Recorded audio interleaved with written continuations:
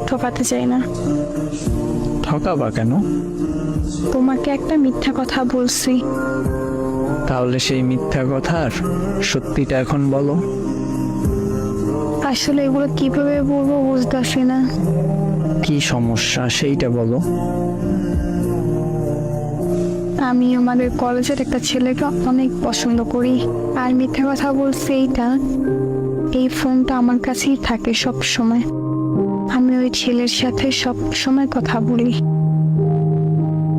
নিজের অজান্তে ওরা অনেকটা ভালোবেসে বলছি। গতকাল আমি ওরে বলছি সব ঘটনা। ও আমার সাথে সম্পর্ক করার জন্য রাজি হয়েছে। তাই বুকে অনেক হাউস নিয়ে তোমাকে আমি এসব বলতে আসছি। তোমার কথা শুনে হারিয়ে গেছিলাম। এতটা ভালোবাসো আমাকে, ক্ষমা করে দিও আমাকে।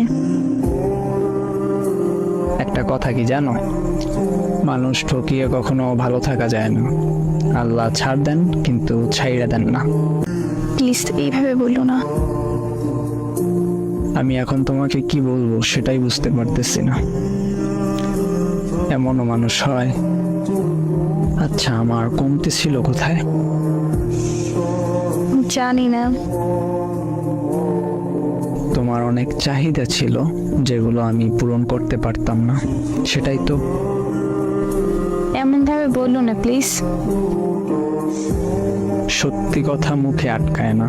যাই হোক, ভালো থেকো যদি পারো আর কি। তাইলে থাইকো ভালো। অভিশাপ দিও না।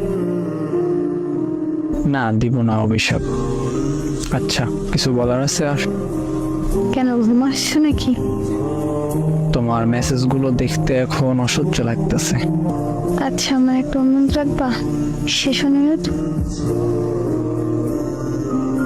কি বলো? যদি রাখার মতো হয় তাহলে রাখবো।